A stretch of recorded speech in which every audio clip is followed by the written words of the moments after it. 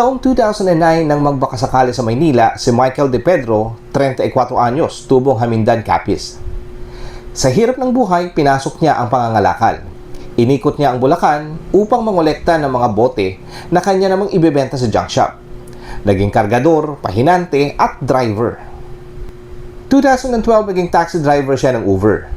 Dahil sa pagtsatsaga, nabigyan siya ng incentive na siya namang ikinuha niya ng sasakyan. Hanggang ngayon, ito ang kinabubuhay niya. Dahil nga sa tagal niya na raw ng pagiging driver, bored na siya na maghatid at magsundo ng mga pasahero. Kaya naman, para hindi na rin mainip ang mga pasahero niya sa traffic, in my bed, how I pillow and cry from this stupid game. I've been told the times when I could not find. nakuha niya ang kiliti at hilig ng kapwa niya Pilipino, ang karaoke. Kung ikaw ang pasahero, hindi mo mamamalayan na makakarating ka na pala sa iyong patutunguhan, lalo na kung hilig mo rin ang pagkanta, kahit ang kanta ay walang hilig sa iyo.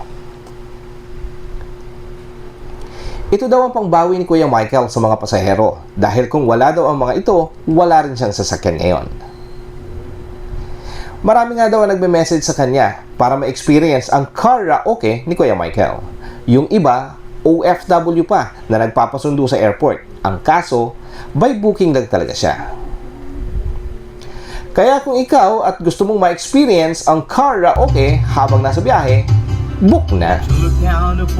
Mula sa Quezon City, Anthony Sigua, DWAR Reporter Cheese, abante sa balita at serbisyo.